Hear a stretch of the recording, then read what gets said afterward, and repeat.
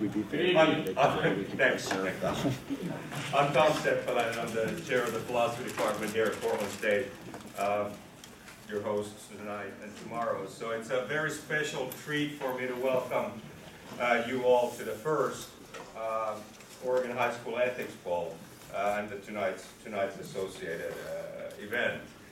And of course, it's particularly heartwarming to see high school students engaging in ethical deliberation.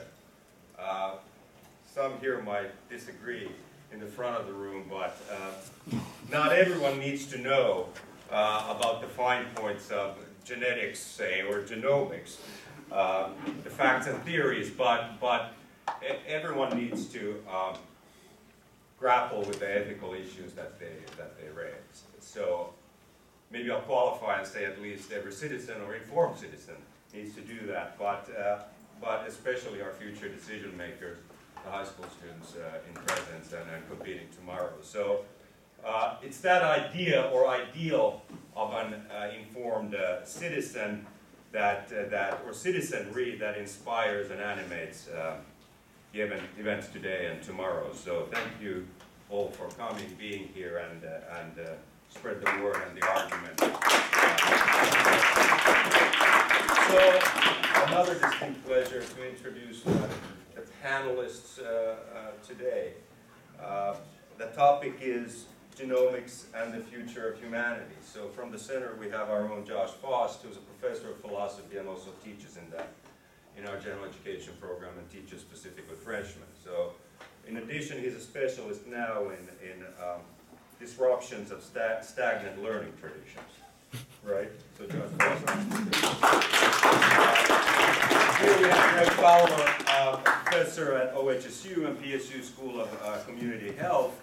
He's dedicated his career to addressing ethical, legal, and social implications of human genetic engineering, and also enhancing genetic literacy. So thank you, Greg, for coming, being here. Then we have Christof Teuscher, who's a professor of electrical and computer engineering here at Portland State, and also, like Josh, teaches in our general education program freshmen, so special treats for all the incoming classes. So his research team in turn studies the emerging computing and computer engineering paradigms and machines, and in order to push the technical limits to make happen what we may now simply think is unimaginable. So thanks for being here. And, Josh, take it away.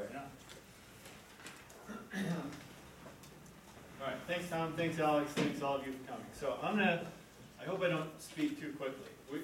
This is supposed to be a panel discussion, not a panel lecture.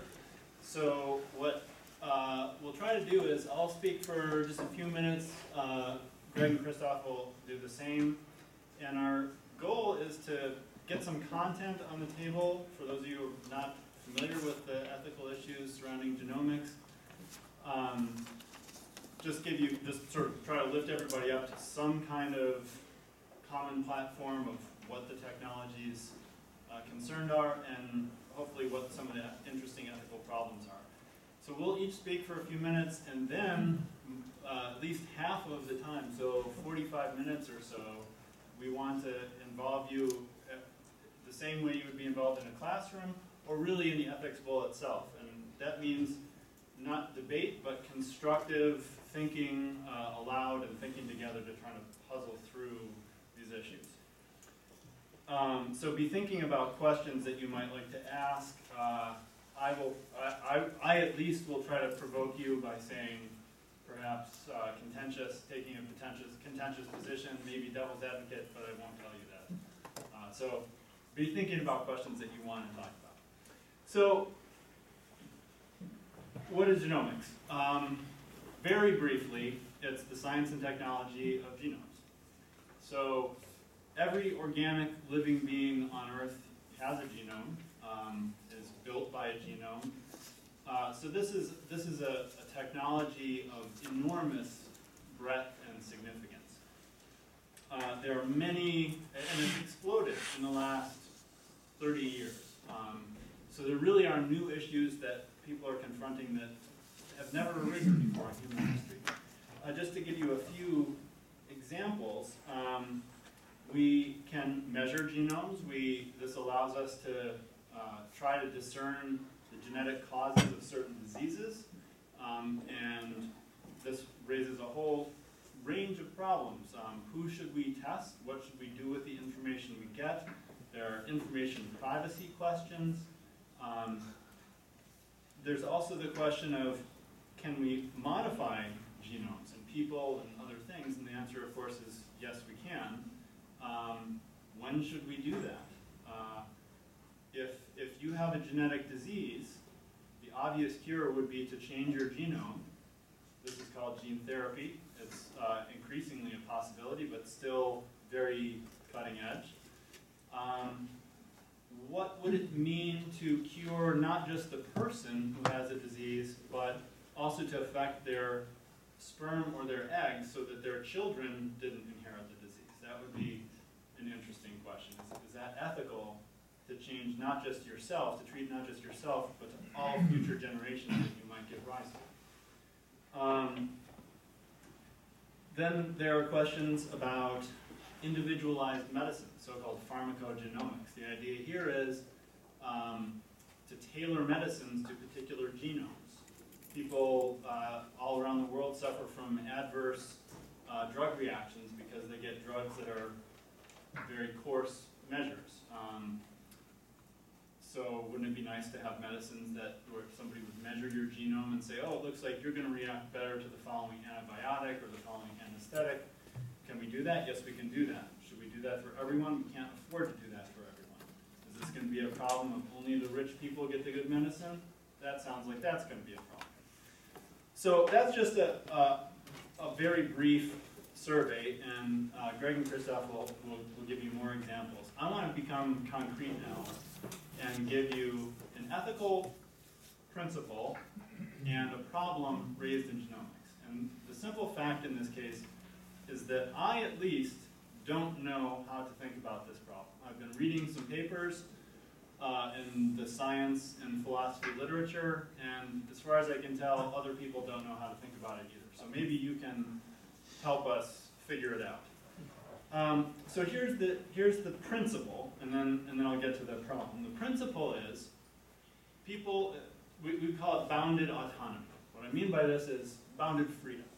In general, people should be free to live and do what they like, as long as you're not doing grievous injury or harm to somebody else, and you know you're about to cause suffering. You shouldn't. Your freedom is going to be restricted in that way. You can't just go up and punch people. So that seems to be an uncontroversial ethical principle, but I think it might be troubled by some issues in genomics. So here is the case study. You might have heard of Tay-Sachs disease. It is a genetically heritable disease. It's most common in Jews of Ashkenazi descent. So there's a very high incidence of this disease in a subpopulation of Israeli Jews. They know about the disease. The genetics have been known for some time. And in order to, there's no treatment. It causes terrible suffering in children starting early, I think around age 1 or 2, and then they slowly deteriorate and die young. It's a horrible disease for the family, for the child. There's nothing nice about it. There's no silver lining. So in order to try to combat this disease, what this population has done is they've instituted a program where young people, before they get married, get a test. You can just get a cheek swab, and it gets sent off to a lab, and your genome is screened to see if you are a carrier for the particular gene which causes Tay-Sachs disease. Now, in order for your child, if you're going to reproduce biologically to get this disease, both you and your partner have to be carriers. And even then, it's not guaranteed. There's a 25% chance that your child will inherit the disease in that case. So what this population does is They get screened, usually in their teens, interesting for the high school students that are here tonight. And if you're thinking about going on a date with somebody, or you're thinking about maybe becoming a couple, you contact the screening organization and they say, you both are carriers and you might not want to have a kid. There's no legal prohibition, there's just a notification that you're both carriers and your child has a chance of getting this disease. It's actually subtler than this because the screen is not just for Tay-Sachs, but for 10 diseases that are particularly prevalent in this population. And so the individuals concerned never actually find out which gene they're a carrier for, if any. All they find out is that this particular match is advisable or inadvisable. This alleviates some people's concerns with, oh, I don't want to, if I discover that I'm a carrier, then I might live my life differently, I might become upset. But you never even know if you're a carrier. All you know is that this particular pairing might be problematic. So this is called the Doria-Shorum program. It means upright children, Doria-Shorum. So here is the collision between the program and the ethical principle. It seems to me possible that parents have not just the opportunity to engage in genetic screening to protect their possible future offspring, but actually a possible ethical obligation to do so. Right? Because they know that they can prevent possible suffering and death in their child by doing the screening. It's optional. The Doria-Shorum program is optional, but there's a strong societal pressure to do it. A similar program is in effect in Cyprus, where there's a blood disease called thalassemia. It's a similar genetic scenario. People who are thinking about having biological children get screened, and if it turns out they're both carriers, they typically decide not to reproduce biologically. The results have been fantastic. The Doria-Shorum program has screened about 220,000 teenagers. As a result of that screen, about 500 incompatible matches have been discovered, and in those cases, the people concerned decided not to have biological children, and the result has been a near total elimination of Tay-Sachs disease among this group. So if you know that you can prevent suffering by participating in this program, or flipping it around, if you know that not participating in the program might cause suffering and death in your children, don't you have an obligation to participate in the program? Now this seems to conflict with our notions of autonomy and freedom. But autonomy and freedom are already curtailed in the case of abuse. You can't just abuse your children. Why could you abuse is it abuse of potential children? It's a very tricky issue. I don't understand how to think about it. Maybe you can help us figure that out. So question number one is, do prospective parents have an ethical obligation to participate in premarital genetic screening? Or maybe pre-reproductive screening? So they could get married, but before they decide to have biological children, are they ethically obliged to find out what the risks are of doing so? And I'm not actually asking that question right now because we'll talk about it after the other panelists have spoken. I'm going to give you one more question and then I'll be done. Now, there's a long-standing, perhaps, I don't know how, centuries, thousands of years, millennia, I'm not sure, long-standing prohibition in many cultures against incest. People are just sort of freaked out by the notion, some people, not all, this is not universal. Aristocracy in Europe, for example, wasn't freaked out by this, but a lot of people are uncomfortable about the notion of, for example, siblings having children together or parents and children having children together. And the reason for this is ultimately probably genetic. People that are closely related tend to have similar genomes, and if you have offspring with if you have children with a close relative, there's an increased chance of heritable disease. Probably everybody in this room is a carrier for some rare disease. It's just that there are many rare diseases, and the chances if you meet somebody out on the street, they're probably not going to be a carrier for the same disease that you're a carrier for, so genetic disease is relatively rare. But this prohibition against incest has ultimately got a genetic cause. So it seems that we can help our biological children's genetic health by marrying people who are not genetically similar to us. Does this imply that we have an obligation, an ethical obligation, to marry people who are genetically dissimilar? We could find those people. We could get genetic information and specifically say, oh, you have Northern European descent, or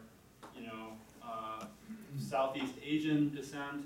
Maybe we have some genetic similarities, and this might increase the risk of certain diseases. Do we have an ethical obligation to marry people, and if we're going to have biological children, who are genetically dissimilar? So that's sort of a variant of the first question. I really don't know how to think about these two questions. It seems to me a collision between principles of freedom and obligation, or in ethical terms, between rights and duties. Maybe you can help us puzzle through this. So I'll stop there and turn it over to Gary Fowler and see where the conversation leads.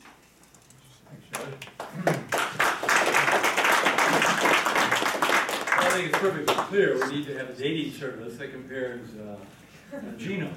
And that would be a quick way to answer a lot of those questions, because we're going to have that kind of information about potential partners, if not family members. And I also think, as a disclaimer, I would say to talk about something like the title of Genomics and the Future of Humanity is hard to put that into just a few minutes, but we'll do our best to meet that challenge. But in terms of that title, Genomics and the Future of Humanity, and in light of the advances that have been accomplished in just a mere century since the discovery of Mendel's papers that postulated the way in which single genes are inherited through generations, I would score genomics with 1 and the future of humanity as uncertain. Indeed, it can be said, I think, in fact I'm saying, that genomics revolution is already here. As a case in point, there's a bill currently before the English Parliament to allow mitochondrial transfer between unfertilized eggs aimed at eliminating diseases caused by mitochondria. Mitochondria are the little power plants that are in the cytoplasm of all cells that run all the cellular activities. Many people think they're something, a bacterium or something that entered very early in our evolutionary history and simply took up residence in the cytoplasm, but they're extremely important. And if they're defective, and there are about 37 genes or so that are included in these mitochondria, if they're defective, they can lead to a spectrum of diseases and eventually death in about 1 in 200 births in the UK. So it's not a minor disease. I predict that bill in the UK will pass in the next few weeks. And some 9 or 10 months later, maybe early fall of 2015, the world's first genetically enhanced human will be born. Now, this ostensibly healthy child will be the product of 3 parents, 2 ova, and a single sperm injected intracytoplasmically. So the genetic information in the maternal nuclear genome, the woman who has the mutant mitochondria, who has had a child in most cases, suffering from mitochondrial disease and dies, is then added to an ovum taken from a donor woman who has healthy mitochondria. And those two are then put into an ovum, and then a single sperm is intracytoplasmically fertilizes that. And so we have an embryo with normal mitochondria and no mitochondrial disease, which is then implanted back into the normal mother, who can have a normal child. We've been a species for 200,000 years and evolving for 4 billion. And now we're on the cusp of taking active control of our human evolutionary process. That is, we are literally on the verge of a fundamental transformation of what it means to be human and how we reproduce as human beings. I think that's very sobering to consider, especially in light of our resolve to never cross the bright line of human germ cell manipulation when Dolly marched out to greet the world in '97. She was cloned, as you remember, by somatic cell, not terminal cell, somatic body cell, nuclear transfer to an enucleated egg. And of course that question was, will there ever be another you?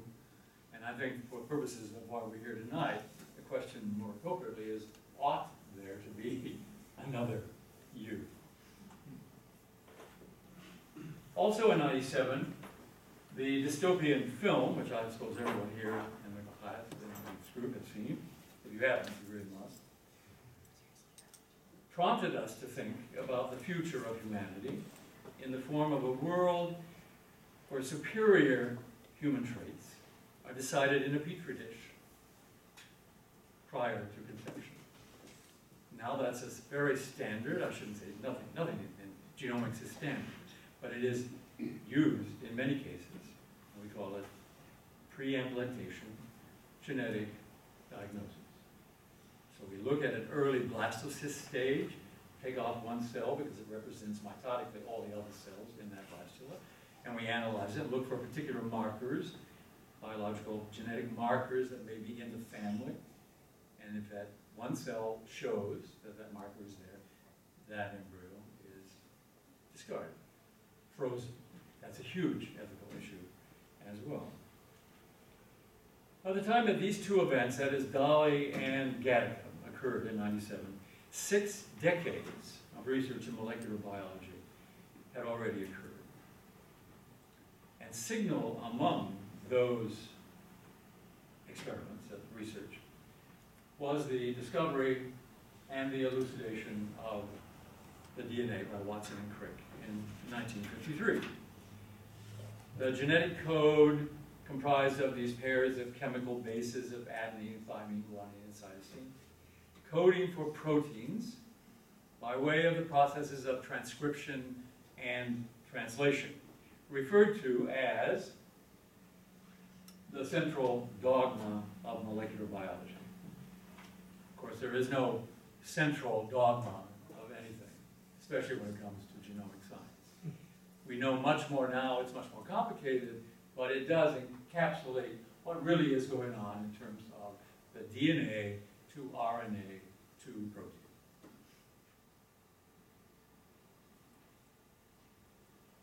All of this set the stage for the Human Genome Project, which has been equivalent, has been evaluated, seen as equivalent to Lewis and Clark expedition. And in many ways, it is, into the unknown of our cells, of our very essential cells.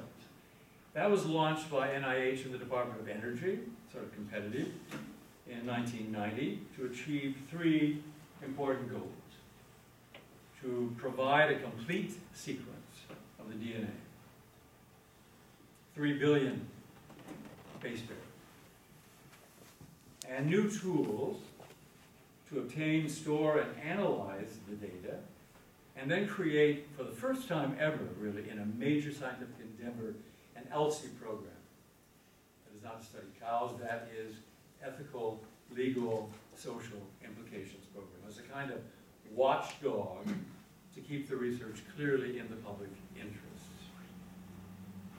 The Human Genome Project officially ended in 2003, and after a couple of months of cleaning up the data, it announced the completion of its first goal, and that is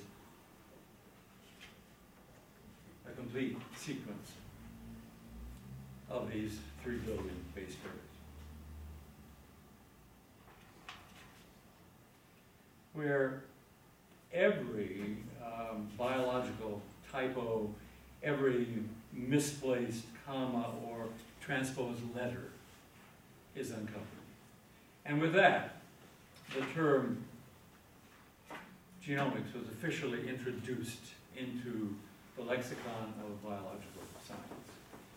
In an all-encompassing description, defined as the study of the interactions of multiple genes with each other and with their environment, both exogenously and endogenously, that is, from within cells, between genes, and with the larger environment.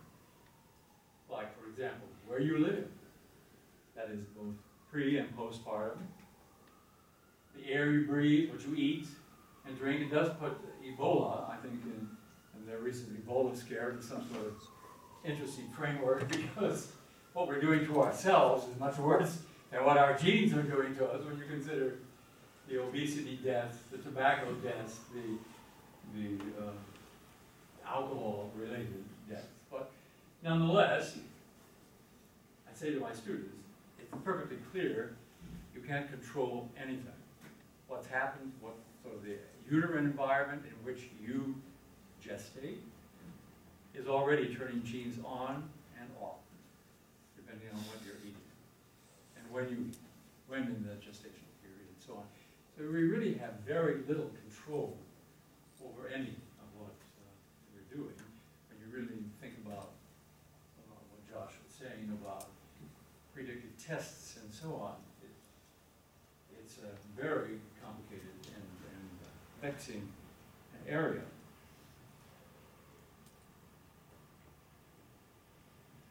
Quickly recognizing the importance of all this knowledge to the practice of healthcare, the term personalized medicine, or genomic medicine, or individualized, if you will, medicine, followed a couple of years later in 2005, in which the genetic variants, in which there are millions scattered over our pairs of chromosomes in each cell, millions of genetic variants, and they're linked to disease, become the determining factors in the health. That is, as Josh said, the pharmacogenomic health, if you will, kind of care that needs to be administered based on your particular genetic makeup.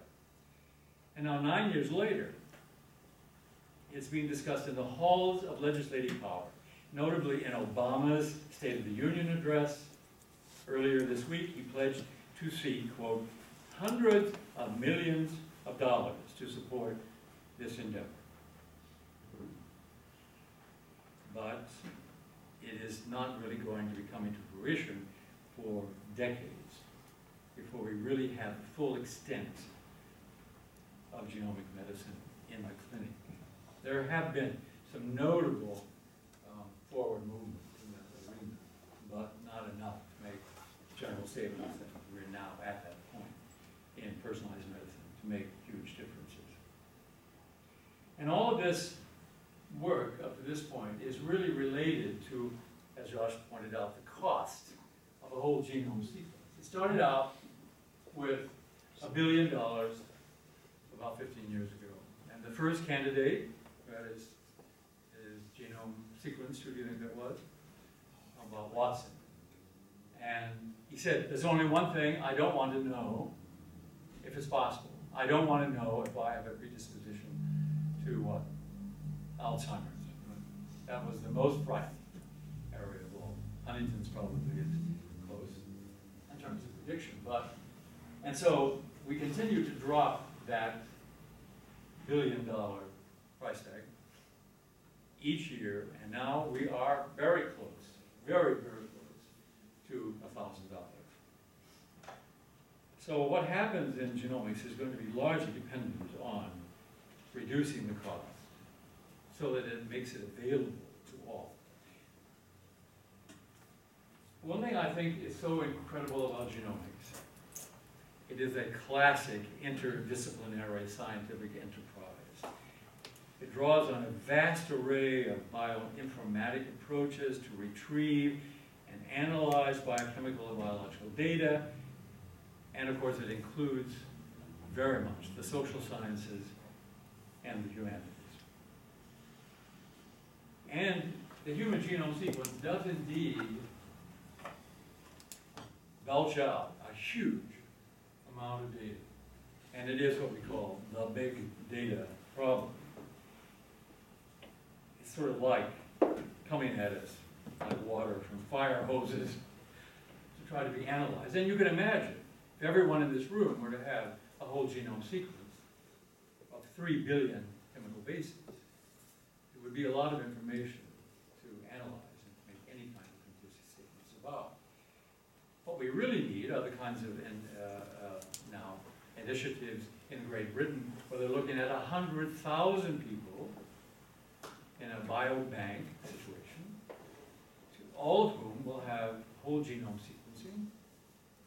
And that material, that information there will be also included with that will be their family histories.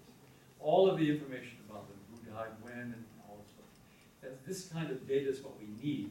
We need millions and millions and millions and millions and millions of data points generated by whole genome sequencing.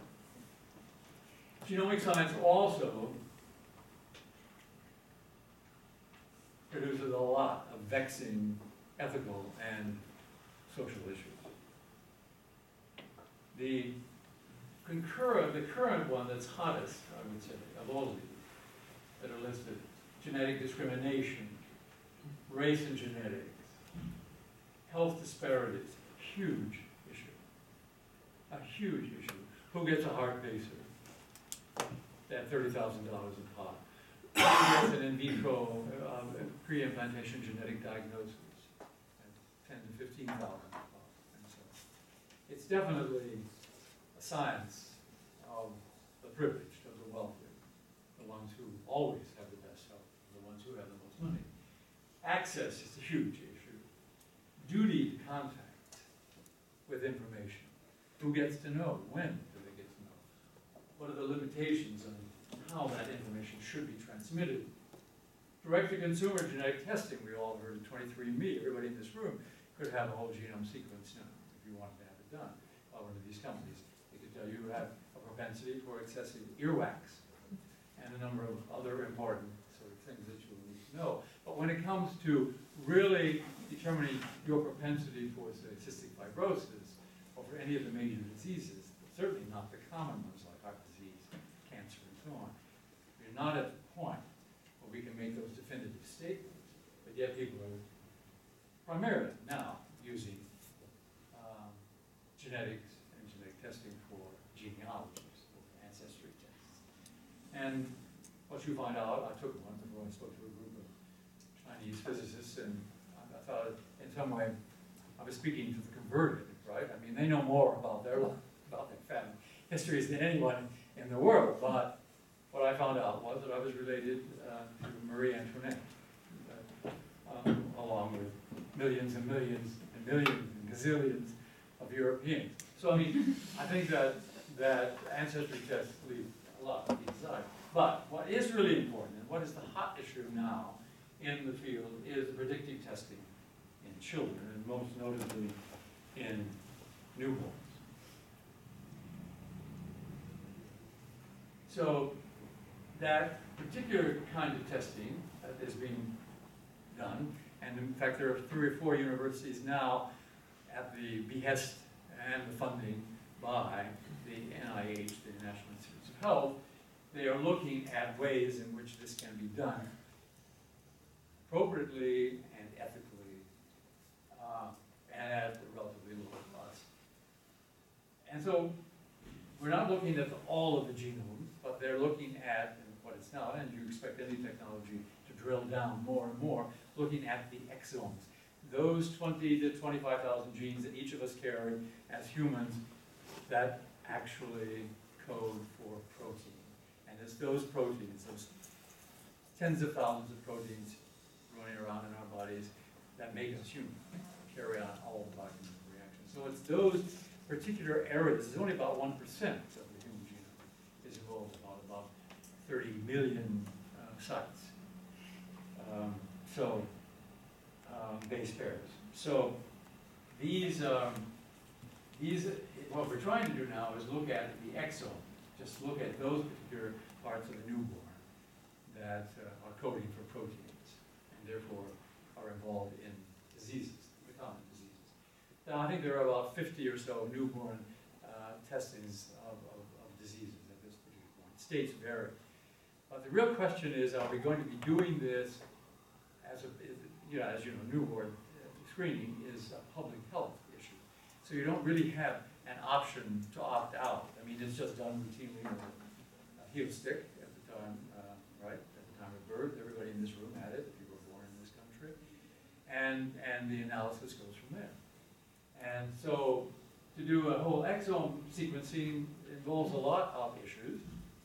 People have said, you have no right to do a heel stick on my child unless I tell you you can do that. And then the data that you get from that, how is that going to be used? Where is it going to be stored? What will you be doing with my baby's blood, with my baby's DNA? Well, that's going to even be hyped up more when we look at the exome question. And so the question that I would say that you might want to consider, and I think this is incredibly important when you talk about predictive testing, because at what point do you do predictive testing, and why even bother to do predictive testing in families when you could push this back a bit? It doesn't have to be a newborn, prenatal, it could be a fetus. And we have the ability to separate the blood in the mother's womb of a gestating fetus, the mother's blood from the fetus, and those are the red blood cells, the cells that we actually look at and analyze.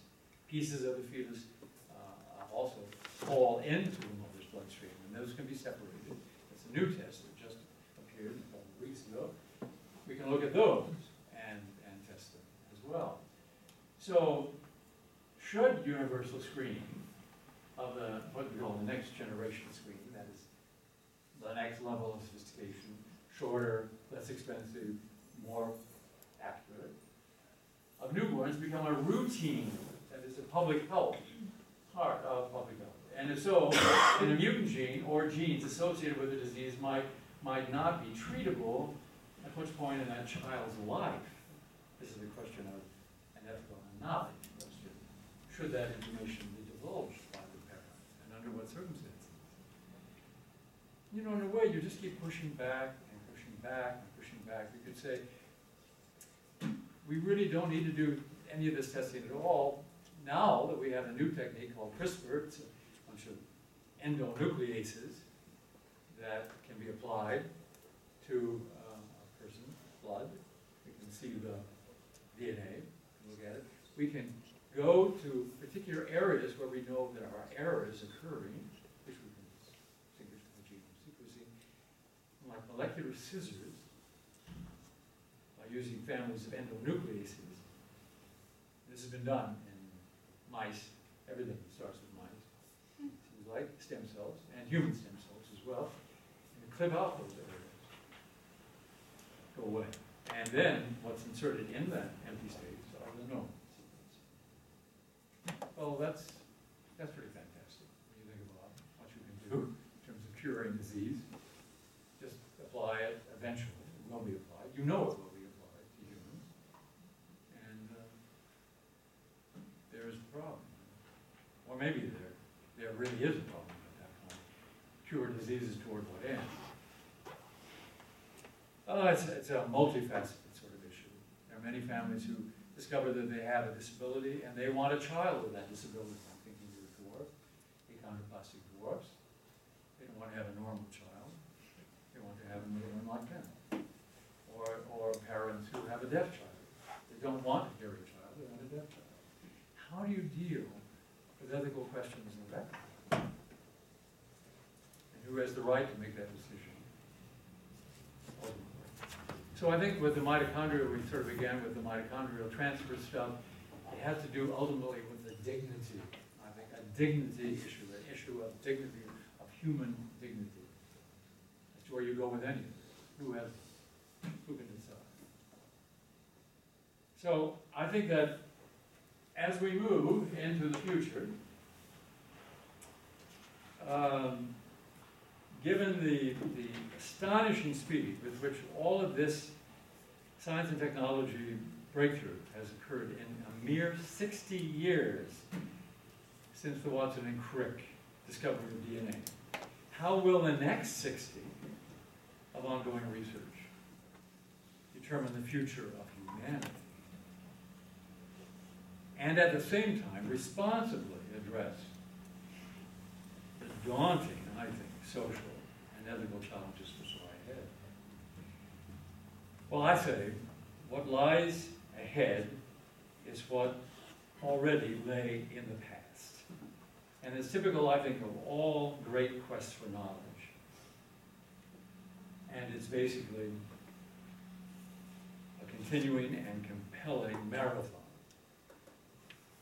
rife with ethical issues which will engage participants in high school ethics bowls for decades to come. And I think that, as I was saying to Josh tonight, conversations like these, like what they're having here with all of you guys, are critically important. Not only about the science, but about the massive personal and societal and ethical implications of these technologies. Welcome to your new world.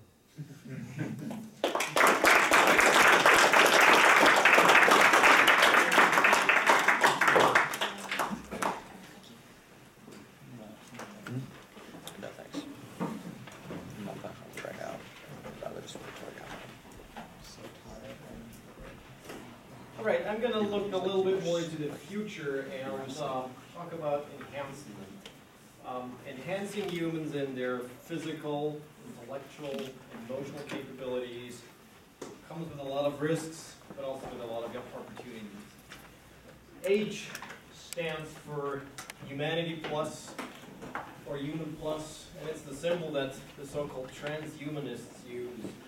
Transhumanism is an international movement with the goal to enhance our bodies, to maintain them, potentially to live forever, and be smarter, be better, be whatever you name it, right? It's something that goes beyond the simple human body and mind that we currently have.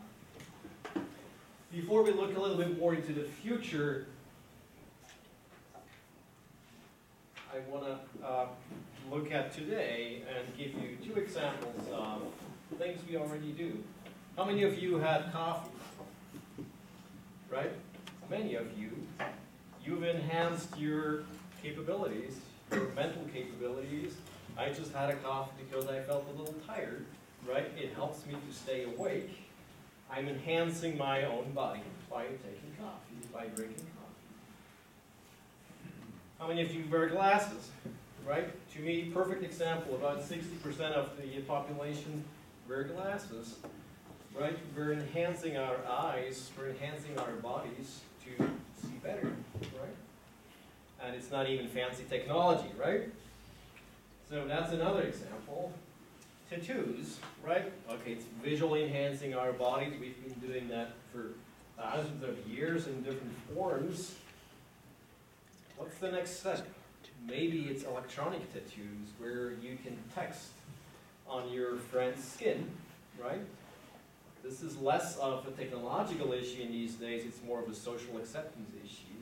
It's possible to change the pigmentation of your skins electrically, so technically this is totally possible, right? But do you want that? Do you want an electronic tattoo that you can change that would allow you to receive text messages? Well, I wouldn't want it, but maybe some of you do, right? But that's the first sort of like example where maybe you see there's a line that shifts over time Where do we draw that line? Where is the line between therapy, between repair, and between enhancement, right? And how far should we go? I'll give you more examples. 3D printing is a hot topic, right? Pretty much every high school has a 3D printer these days. Here you can see on the left a 3D printed ear, a bionic ear, that can be used to replace an ear that is missing or damaged or something like that. This is a human bladder. They used stem cells instead of ink to print a human bladder with the scaffolding and whatnot. Right? So you can 3D print organs, human organs, and the possibility to basically print whatever you need to repair what failed is absolutely within reach. Right? Bionic legs. This is from a TED talk from a guy who lost his two legs in a climbing accident.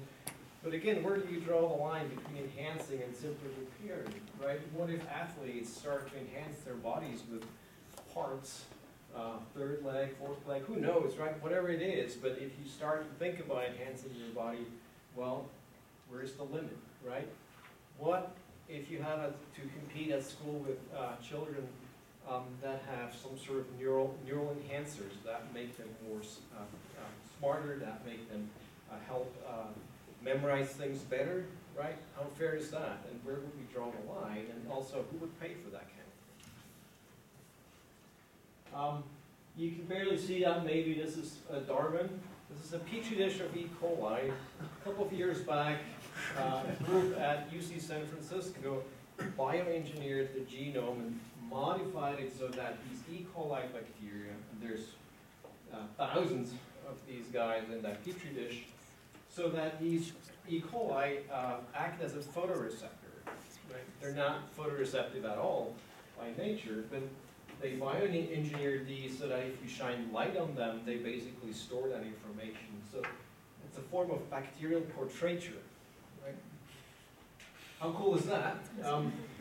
They also engineered a version where they can detect contours. Contour detection requires local interaction. That's non-trivial. So these bacteria need to communicate locally and make decisions, right? That's all done by modifying their genome. Perfect example of how you can tweak nature to do things that, well, these guys can't usually do. 2010, Craig Venter announced that he created the first artificial life form. What he did essentially is he synthesized a genome from scratch, inserted it into an actual bacteria that had his genome removed, and showed that this bacteria is viable and can replicate for thousands of generations. Right? So another example of what you can do with biotechnology in these days. Where is the line? Where do we stop? Right? Are we playing God? A film that is coming out soon, right? It's been certainly for thousands of years a human quest to build machines that think, that argue, that make decisions. We don't have a machine that has the general artificial intelligence that we'd like to see, but we certainly have machines that can do much better than humans do. Maybe Google is an example, right? Nobody in this room could possibly memorize all that information that Google stores. But Google is not good at certain things like automatic translation and all kinds of things that we would like a machine to show, such as emotion testing, right? How far are we pushing the limits? And that's back to transhumanism. They argue that there will be a so-called singularity in the future. The year 2045 comes up often. The singularity is basically a point where machines become so powerful that they will overtake the world, they will become smarter than we are, and that will lead to more progress, and so on, right? So the year man becomes immortal. That's also within the same context. They believe that eventually we will be able to download our human minds into a machine and basically live on forever, right? Without necessarily having a physical body, or at least not the same physical body that we have. As you can imagine, that comes with a lot of ethical questions that are difficult to answer, right? Is all this modern technology a backdoor to eugenics? who pays for these things? We've heard that question before. Is enhancing our capabilities selfish, reckless even, maybe? Would you want to have billions of small nanobots in your blood cells, in your bloodstreams that would detect cancer automatically, right? How cool would that be? Again, who will pay for that, right? What are the risks of that kind of thing? Socioeconomical divides, right? As soon as you start doing that kind of thing, who has access to these technologies? And again, who pays for these? A lot of deep ethical questions, and with that, I'd like to wrap up. Thank you.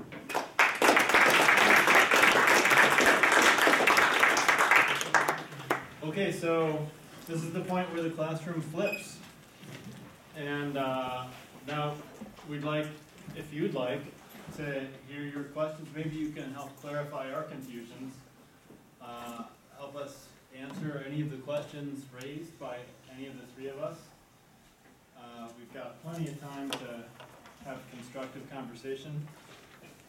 So anyone want to? Did you give me a question about genomics, which is Yeah, I mean, so you have my question about do we have an ethical obligation? We have questions from Greg about newborn screening? Yeah, newborn screening, right? And questions from Christof, maybe even more broadly about the enhancement question. Can you help straighten us out? How should we think about these issues? Yeah. I've read a lot of dystopian books about this kind of thing, about genetics and enhancing humans. It usually goes too far if you just keep on saying, well, what if we could do this? What if we could do this? We really do have to find a place where we can draw the line, not to go farther, because people don't want to really be a whole lot more different than everybody else. I'm speaking this from, I'm an 8th grader, so being different from everybody else is, at some points it's nice, but at other points, you want to be unique, but you want to be able to still be able to connect to other people.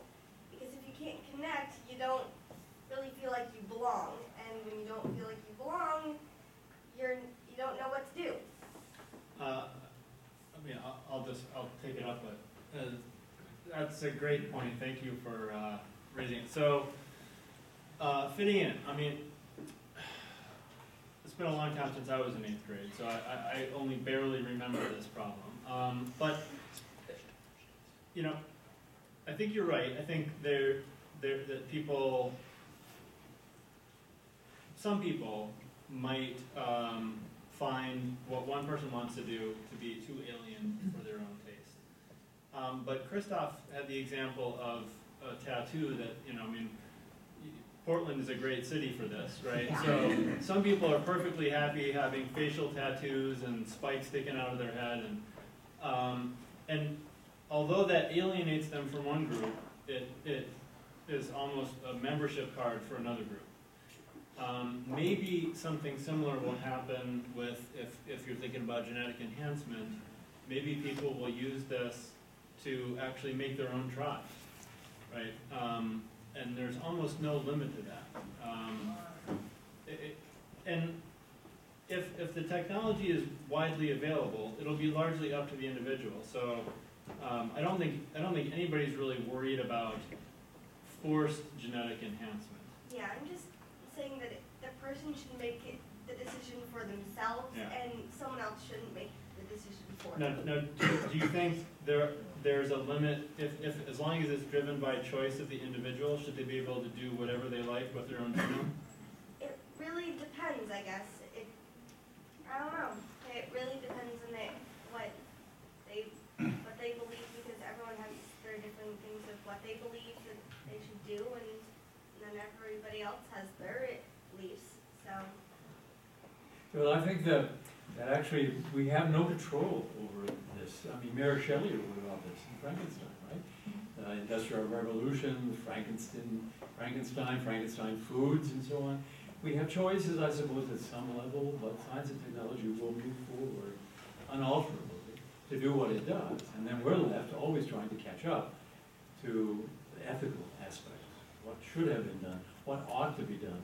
But I'm not sure that it's helpful to think about what we can do at this stage. Science does move, and it just moves forward. And genomics is a classic example. We are moving, I think, in genomics to the point of where we won't have to worry about diseases. We'll just have to change spark plugs at some particular point in some form or other.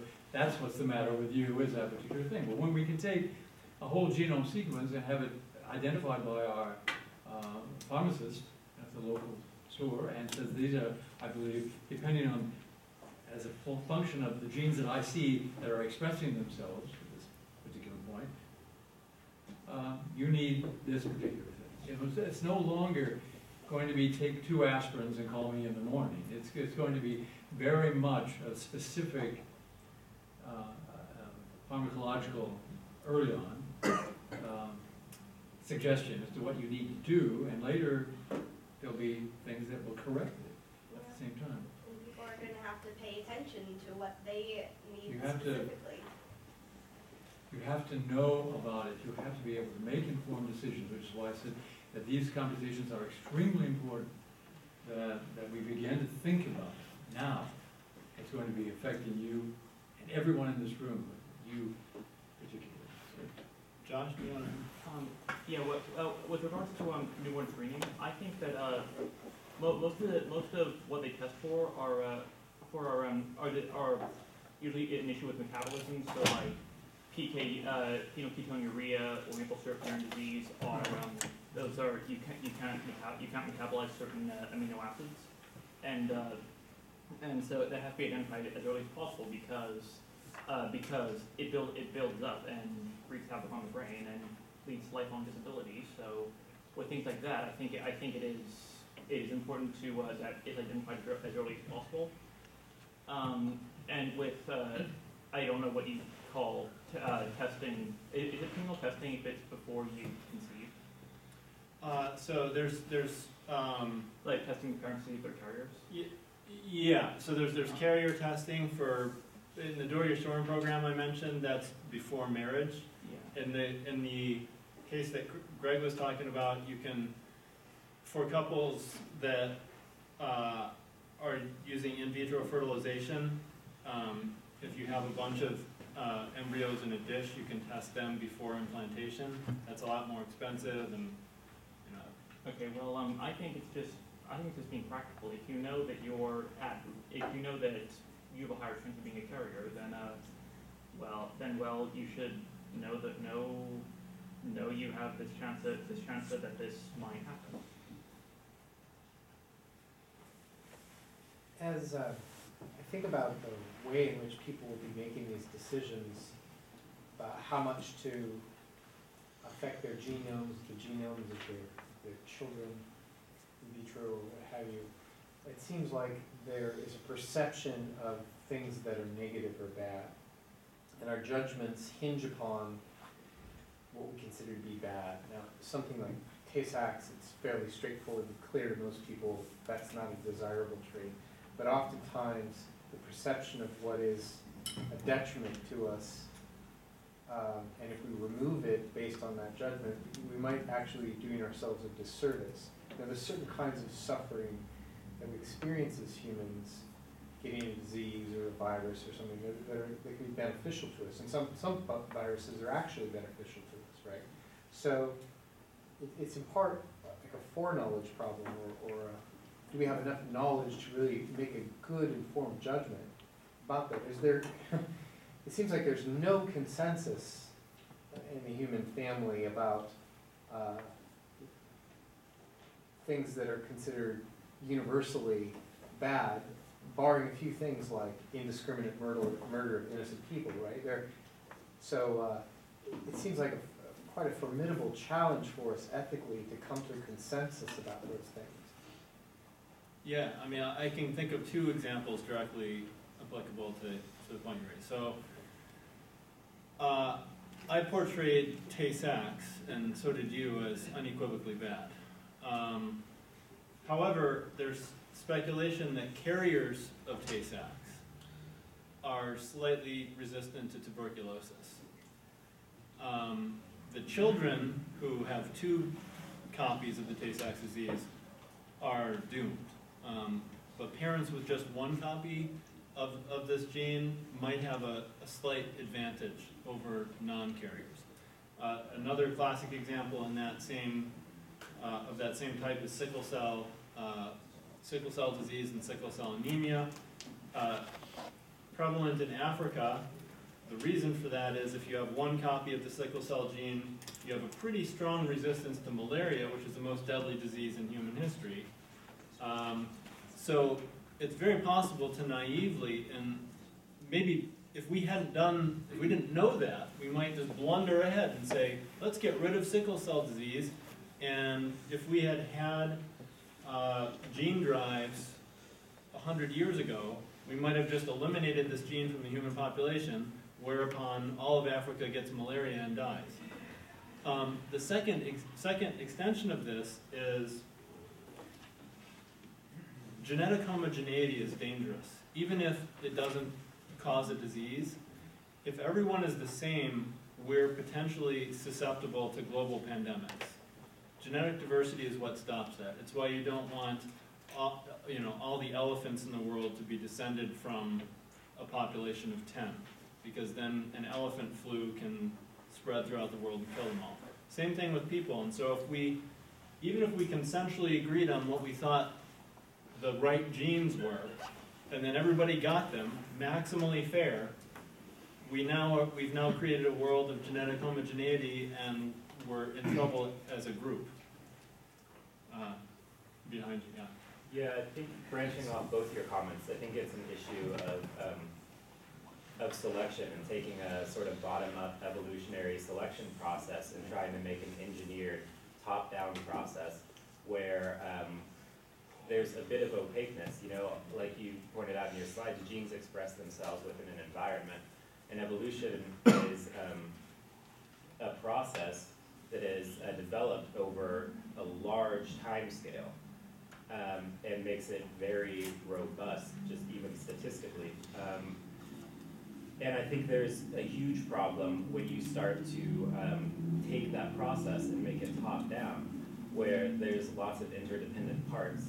And it begs the question, how do we test these? Like, these large complex systems, or a complex system like the human body, testing paradigms that we have in the engineering process right now, where everything is designed and specified beforehand, and we sort of decide what is good and what is bad, doesn't really fit into these models. So how do we decide that these things that we're doing actually is safe? If we're giving, genetically modifying something, or how do we go forward and say this is safe? How long does it take before we say this is something that isn't going to have a negative, unforeseen consequence? I don't know. I was hoping you could answer these questions. Is this going to force us to think about what makes us human? Because as things go on, I see us using more and more, your singularity may be coming up more and more, you're seeing more and more parts. Even mental processes are starting to be replaced. I was reading about they're starting to develop ways of training memory, develop the memory externally. And I'm just going, I almost see this as a time, almost an obligation to think about what it means to be human, and say we're probably going to change, and we have to think about what was human, may no longer be human, or optimally human. And as far as testing, the H will do that for us itself. Because what we do that doesn't work well will be eliminated. Who's going to be answering your question, do you think, on an individual basis? Are we moving to changing what a human is? Parents who have a particular disease in the family and they want to remove it, they don't want to have it in their children, are not going to be asking the question of, is this going to be good for humanity, or is it going to be good for our offspring, for our family? I see a lot of different forces. They're all going to supply their own separate answers. Yeah. I mean, think what happens. What happens if somebody that some foreign government decides we need a super soldier? That's going to kick off another program going, well, we can't let them have that. I see a lot of forces driving it forward. And I don't think you know, who's gonna be deciding it implies there's kind of like one central command. I don't see that happening. I see a lot of things Exactly. driving, and there's gonna be inevitable fallout and a lot of pain. Yeah. Well, the question is, are we moving toward a period of eugenics, actually, where we are designer babies?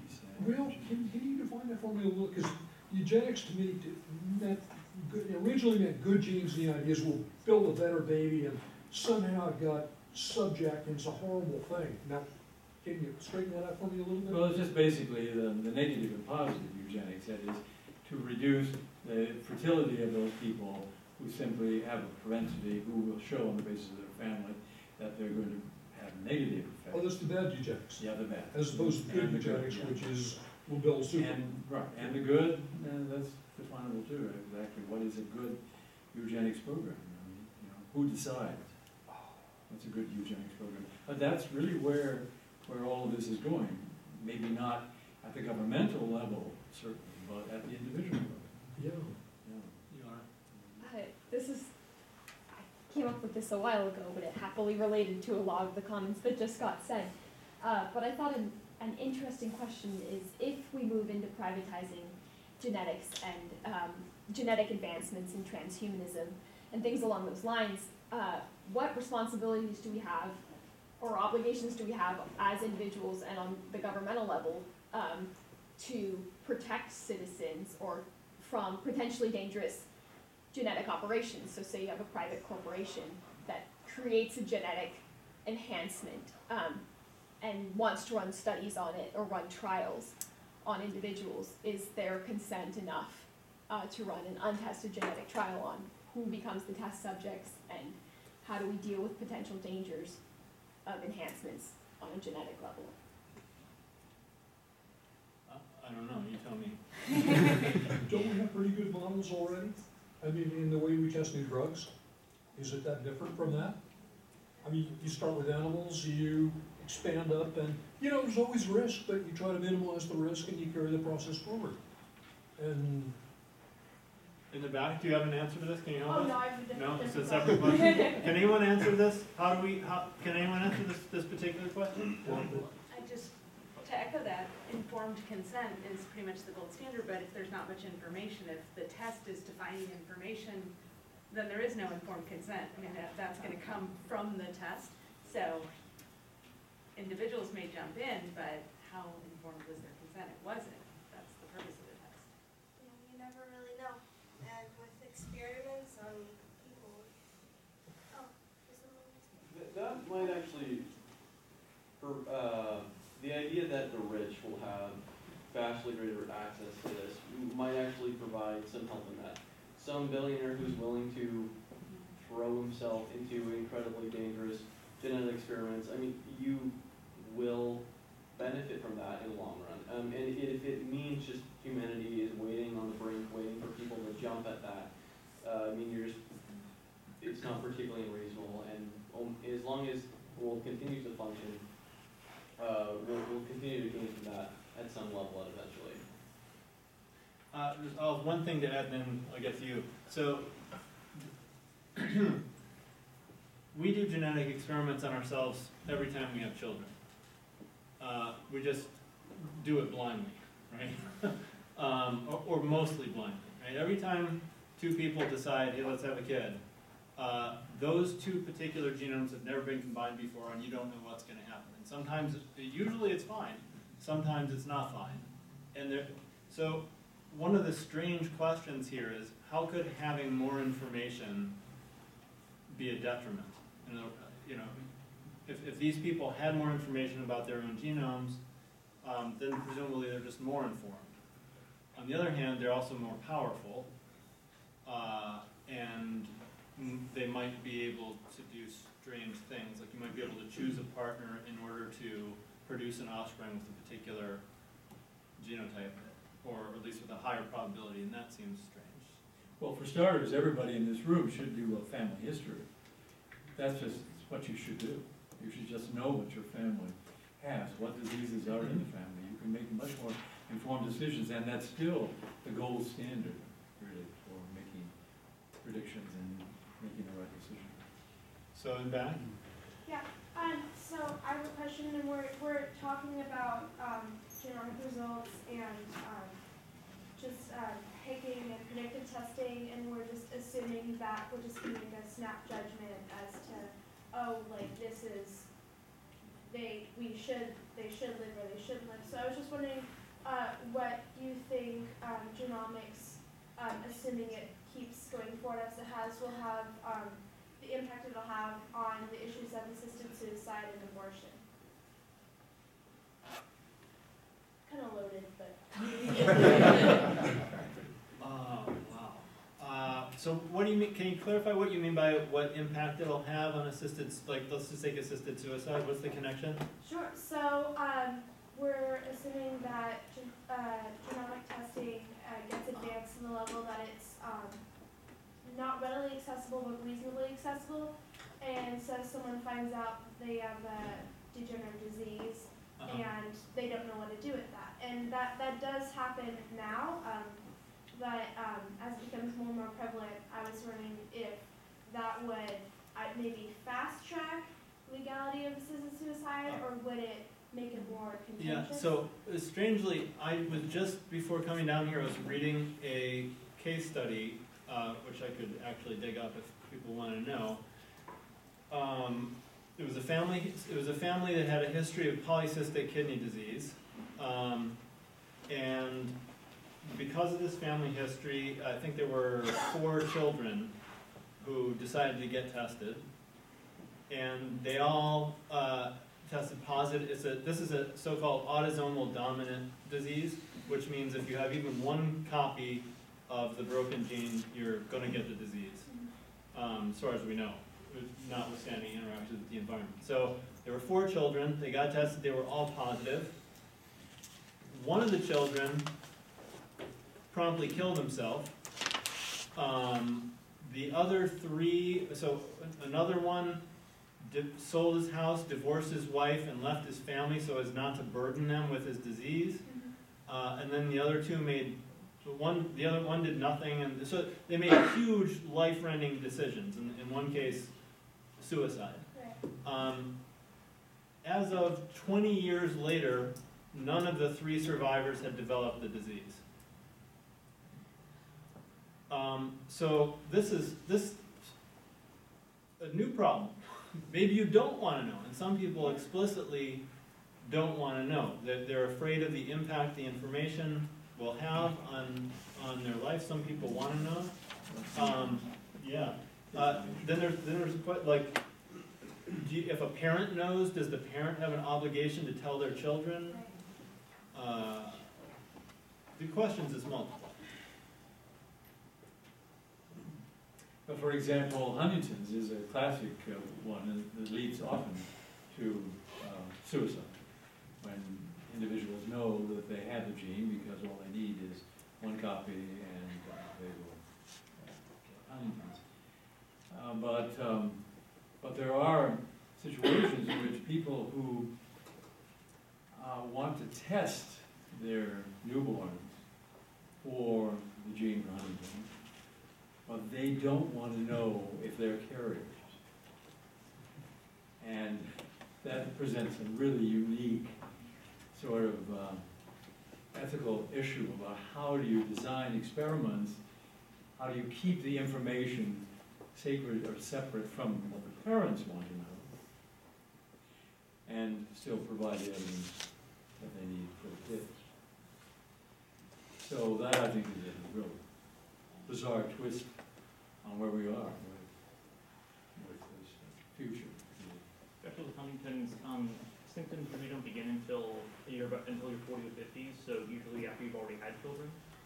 So I think, and wait, sorry, I just lost my train of thought. Sorry, carry on. Yeah. I just want to add, on the 23andMe, there was a case about it in the National College Ethics Pool where I looked into it a little bit. Anyway, it's regulated currently by the FDA as medical testing, and it's as you kind of alluded to, one kind of problem is they can tell you if you have earwax, but unless you're in a selected group, you might get like kind of vague results or whatever. It might not help you too much to know. Well, I think of all the testing companies that were out there, and there was just a host of them at one time, 23andMe sort of ended up being a fairly responsible one because they were bringing people together with diseases and bringing them together as groups so that as new technologies were applied and these individuals changed, everyone would be getting that information. And that was really very helpful. But they weren't an improved CLIA lab. In other words, they were doing what the FDA considered to be a medical test.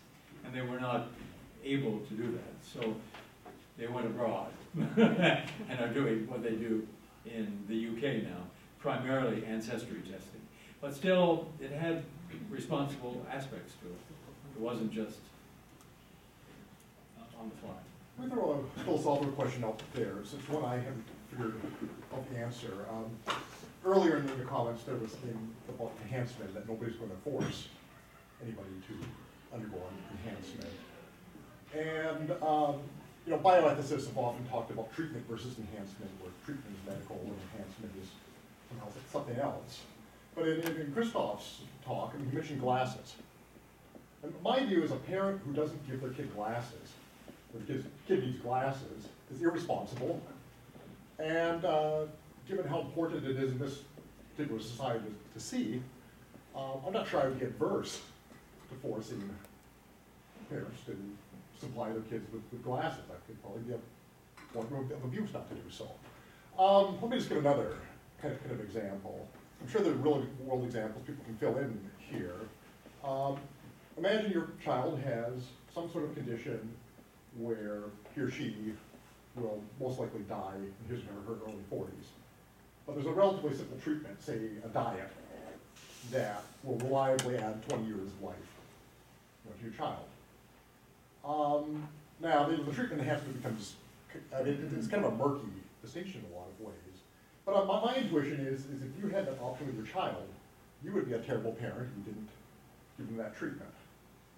Now, we have at the last slide, the year man becomes immortal. And these versions seem to be kind of uncontroversial. But, what if you could have a healthy life, up to 120? What is so different about that? We talk about regular glasses that allow you to see well enough to function. Well, what's so different about being able to go beyond that? And this is honestly a question, because it seems to me that if these technologies become safe and reliable and so on and so forth, it might actually be ethically obligatory to give children enhancements. And it might even be so obligatory that you would pass laws where you would force people to do these. And I guess my question is, why not do that? Yeah, can you solve this? I don't think I can solve that, but I can pose a contradictory question. Which is that another one of the possible implications of enhancements, you talked a little bit about differences between those who can afford enhancements and those who cannot. And so one of the things is if you require enhancements of some form, where does the money come from for all of the people that can't afford it? And if it's only required for those who can pay for it, it's one of our cases for ethics school is blocking the uninsured from refueling. There's a whole set of many implications that go along with that. But I think there's a similar aspect to that case that could be involved here in just you could end up with greater class separation and people kind of in downward and upward spirals on either side, where if you're more enhanced, then you're more likely to get a better job, and then you're more likely to make more income, and it's more likely that your children would be enhanced, and vice versa. So even if it's required by law, the money has to come from somewhere, and that's just going to be an issue. Do you think of a medical device like a heart pacer to be an enhancement? I think it depends on the condition that's involved. I think if you can't live without it, then it doesn't become, then it no longer is an enhancement. I don't think it's exactly all or nothing. I mean, I think Yeah. you live a better life with it, but you can live without it. And millions of people do who can't afford to pay $30,000 to have it. Not to mention surgical expenses. Yeah, this goes to Alex's question and kind of your two questions. notion of why not, or should people be ethically obliged to do this? And I think the answer is definitely no, partially for this reason that you were just bringing up about creating virtuous cycles or self-reinforcing cycles, but also for this notion of not just genetic diversity but behavioral diversity. It's not merely a disease that has the potential to eradicate a society. It is also a behavior that self-selects itself, or that selects itself as maladaptive, or any number of things. If there is no diversity in the way that people are acting and interacting with the world, then some small change, be it external or internal, can be very problematic for the species. And so I think for that reason, we shouldn't be ethically obliging parents to do prenatal testing or screening. I do think it's a good idea, and I think it's something that I would do if I had a child, but I don't think it should be ethically obligatory. And I want there to be that diverse kind of Ludditism that prevents it, and perhaps those are the people that survive in the long run because of it, or perhaps not. A position. Somebody's taking an actual position. I agree with you. I agree with you. Yeah. Me? Yeah.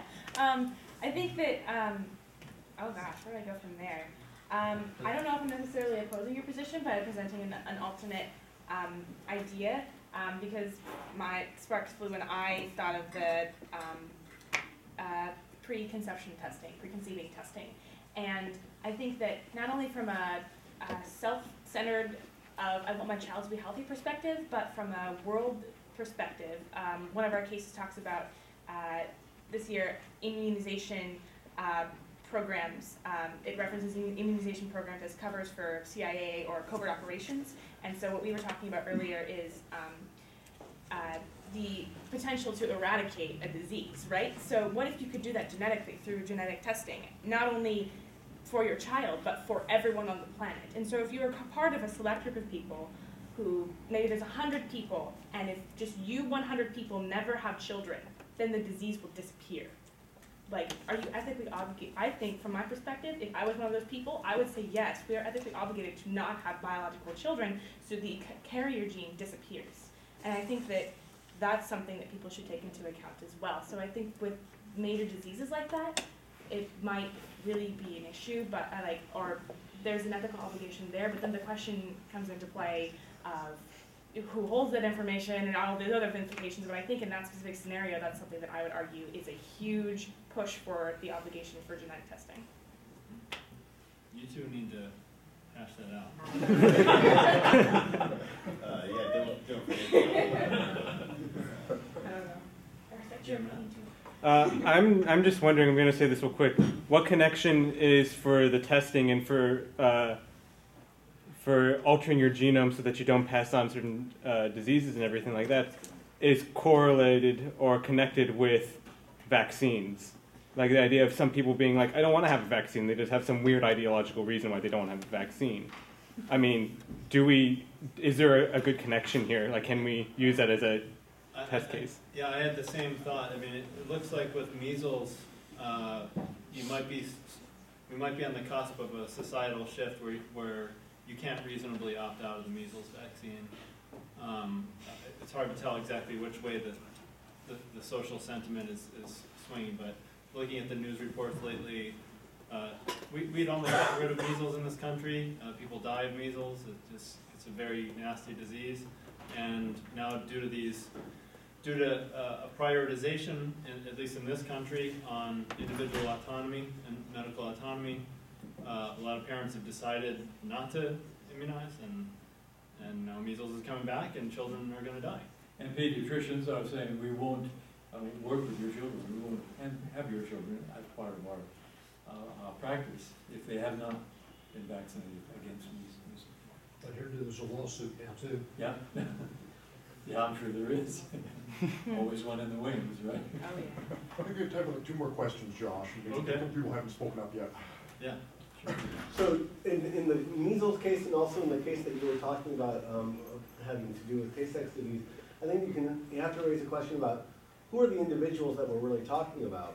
In the measles case, there's a question about whether it falls within parental autonomy to make these decisions on the right, that's going to affect the well-being of the child. I think there's a strong case to be made on the grounds of individual autonomy to not let parents do things that are irresponsible, protecting the children from the parents, as we do in many other cases. So different individuals there.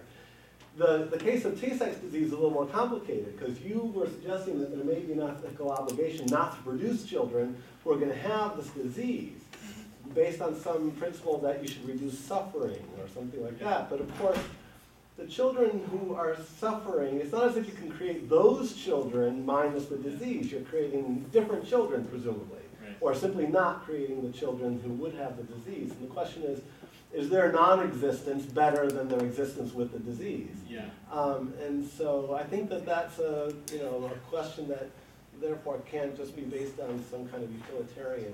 Right. You've recreated an argument from Derek Parfit, which Alex told me about the other day. It's this: the person who is benefiting never exists. Right. So, yeah. Did you? Oh, sure. Yeah. I wanted to, in taking up some of these themes that are running through here recently, that the technology, as with all technology, we can't just identify it as inherently just moving forward, but we also need to consider the circumstances in which that technology is developed. And so part of the issue with, for instance, parents not vaccinating their children or being not trusting the medical industry is because of the histories of like forced sterilization and testing on marginalized populations, and so through that testing, informing how technologies of certain vaccines and how our understandings of disease comes from and at the expense of populations that now continue to distrust genetic field. Well, you get the last word. Thank you so much. I think that was a taste of Ethics Bowl-esque constructive dialogue. I had fun. I hope you learned something and had fun too, and I look forward to seeing you all tomorrow.